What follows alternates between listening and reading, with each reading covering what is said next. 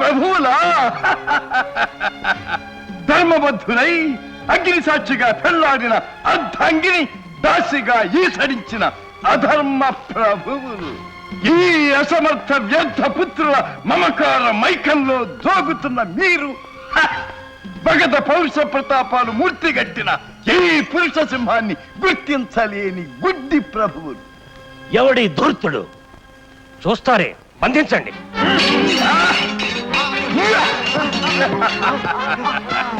తిరిగి తెగించి తలపడ్డారో మీ ఆయువు పట్లు పెకలిస్తారు. అమ్మా ప్రభు ప్రభు, నా బిడ్డడి ఆవేశాన్ని మన్నించండి. కట్లు తెంచుకున్న కొదమ సింహం హద్దు మీరినందుకు నన్ను శిక్షించండి.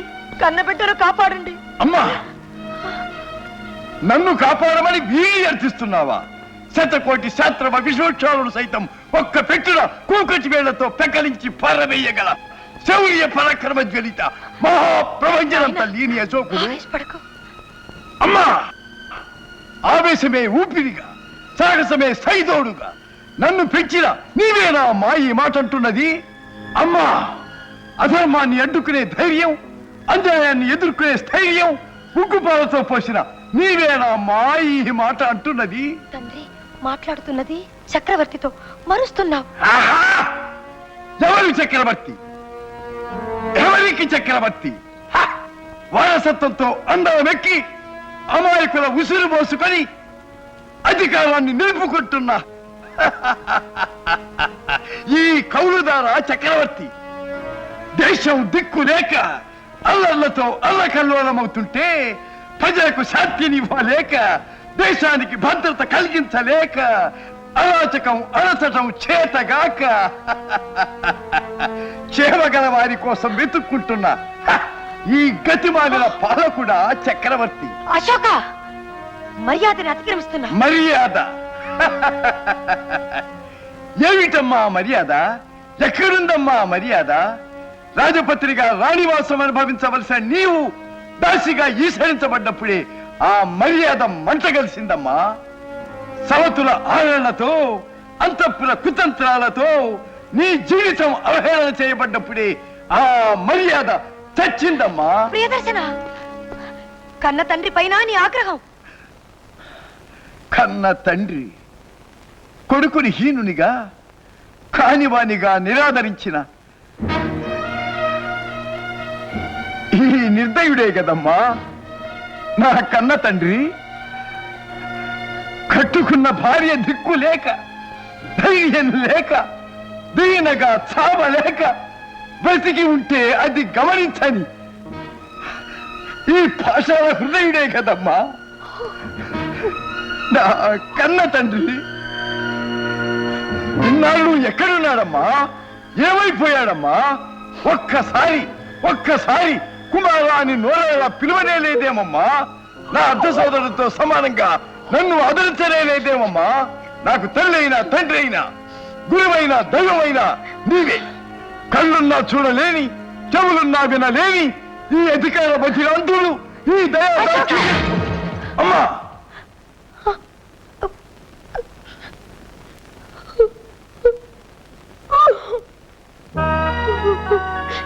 ఎంత పని చేయించావు నాయన. ఈ ఆడది తన కళ్ళ ముందే తన భర్త అవమానింపబడుతుంటే భరించలేదు. విధి వంచితనే ఇంతకాలం వారి సేవకు నోచుకోకపోయినా నా ఆరాధన ఆవేదన అంతా నా స్వామి కోసమేనయ్యా. ధర్మ, ఇలా జరుగుతుంది అనుకోలేదు. మన్నించండి ప్రభు.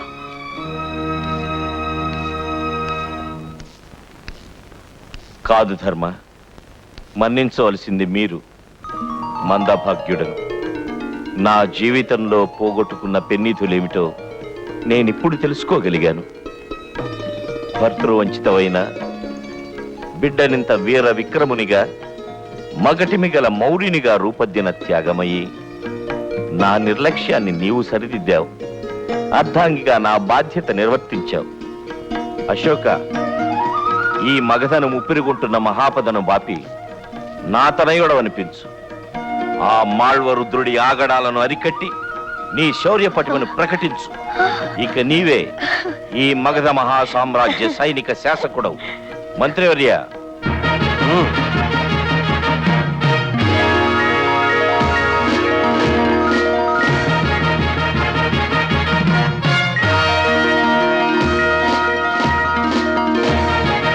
సామ్రాజ్య పరిరక్షణ దీక్షాబద్ధమై ఆర్య ఆచార్య చాణక్య వరప్రసాదితమై నీ ప్రపితామహుడు మౌర్య చంద్రగుప్తుని కరదీపికయై అరివీర భయంకరమైన ఈ కరాళ కార్తికేయ కరవాలం స్వీకరించు. కుమార, ఒక్కసారి వర నుండి వెలువడిన ఈ కార్తికేయ ఖడ్గం నూరుగురు శాస్త్రవుల రుధిరం చవిచూడనిదే తిరిగి వరలో ఇమడకూడదని ఆర్య చాణక్యుల ఆన. అది సాధించగలిగిన దిట్టే ఈ మగధకు వారసు. నా వారసత్వం నిరూపిస్తాను.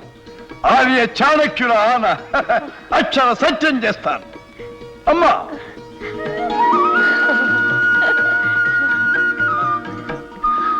వీరకుమార, పేట్రేగిన ఎనుబోతుపై ప్రతీకారమే మా శాసనం. సర్వసేన సన్నద్ధులై వెళ్ళండి. విజయీ భవ.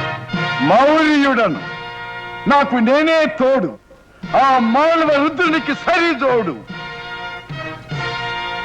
జయ హో జయ మగధం. దిశ్య అలనాడు ఆదారిలోని దేవివారి దివ్య దర్శనం కఠిన కర్కశ పాషాణ సదృశమైన నా ఎదలో మధురాతి మధురమైన రసతంత్రులు మీటిన మధుర క్షణం. మరువలేను తిష్య ఆ క్షణం. ఏ క్షణం. ఆగండి ఆగండి, ఊహావేశంలో భావుకులైపోతున్నారు. అసలు కథకు రండి. నన్ను బెబ్బులు బారి నుండి రక్షించిన తర్వాత మాల్వ దేశానికి వెళ్లారు. ఆ తర్వాత దేశ భక్తులారా, దీక్ష పోనండి, ప్రతిన చేయండి. విప్లవ మాల్వ వీరులారా, ప్రజాకంటకుడైన చక్రవర్తి తన విలాసాల కోసం అధిక పన్నులు గుంజి ప్రజల్ని పీడిస్తున్నాడు. నిరుపేదను దోచుకుతునే ఈ నీచ వ్యవస్థను నిలువరిద్దాం. స్వతంత్ర గణరాజ్యంగా మన మాల్వను మనమే పరిపాలించుకుందాం. మన ఆత్మ గౌరవాన్ని నిలుపుకుందాం. అందుకు మాల్వ వీరకిశోరాల సంసిద్ధులు కండి. ఇకపై ఈ మాల్వం స్వతంత్రం. జయ హో స్వతంత్ర మాలవ జనని. జయ హో, జయ హో, జయ హో. అహో రే రుద్రదేవా, అహో అహో. భోగలాలసులైన నేతల అవినీతిపై నీవెత్తిన కత్తి దించకు. కాని సంకుచితత్వంతో, స్వార్థంతో ప్రాంతాల పేర, వర్గాల పేర, వర్ణాల పేర మన భారతదేశాన్ని చిద్రుపలు చెయ్యకు. మన ఏక సంస్కృతి చిన్నాభిన్నం కారాదు. ఈ గాలి మనది, ఈ నీరు మనది, ఈ గడ్డ మనందరిది, ఈ వెలుతురు ఆకాశం సర్వులది. స్వతంత్రం పేర, ప్రాంతాల పేర గాలిని చీల్చగలమా? నీటిని నిలుపగలమా? వెలుతురు మళ్లించగలమా? రుద్రదేవ, ఆలోచించు. స్వేచ్ఛ, స్వాతంత్రం, ఆత్మగౌరవం దేశాన్ని విభజిస్తే సమకూరేవి కావు. ధనిక బీదంతరాలు స్వతంత్రం ప్రకటించుకున్నంత మాత్రాన సమసిపోయేవి కావు. శ్రేయోరాజ్యం కేవలం మాటలతో సిద్ధించేది కాదు. సచ్చీలయుక్తమైన సమర్థవంతమైన పాలనలోనే అశాంతికి అంతరాల కూతా ఉండదు. అసమర్థ అవినీతి నేత నేరిపారవేసి అఖండ సామ్రాజ్య నిర్మాణం చేపట్టాలే గాని ఏలికల తప్పిదానికి పాలితుల్ని విభజించడం భావ్యమా? కన్న తల్లి ప్రేమను పెంచుకోవాలే కాని ఆమె తనువును కోసి తనయులు పంచుకోగలరా? నూతనుడా, నీ మాటలలోని ఆంతర్యం అర్థమైంది. అయితే రాచరికపు నిరంకుశ కోరల నుండి, నియంతృత్వపు విషకీలల నుండి మా మాల్వను పరిరక్షించుకోవడం మా లక్ష్యంగాని యావత్ దేశాన్ని ఏకపాలన క్రిందకు తేవడం మా ధ్యేయం కాదు. అది సాధించగల చేవ నీకుంటే, అందుకు సమర్థుడవని నిరూపించుకుంటే నీకు మా అండదండలు అందిస్తాం. రుద్రదేవ, అందుకు ఈ కార్తికేయ ఖడ్గమే ఆన. దానికి ఈ భైరవ కరవాలమే బదులు. ఓడితే నీవు కూసిన కారు కూతకు నీ తల మా మాల్వ కులదేవతకు బలి. సరేనా? సరి సరి సరి. ఉద్యమ వీరులారా, హెచ్చరిక. ఏ పరిస్థితిలోనూ ఎవరూ అడుగు ముందుకు వేయరాదు. ఇది మేమిరువురం తెలుసుకోవలసిన విషయం.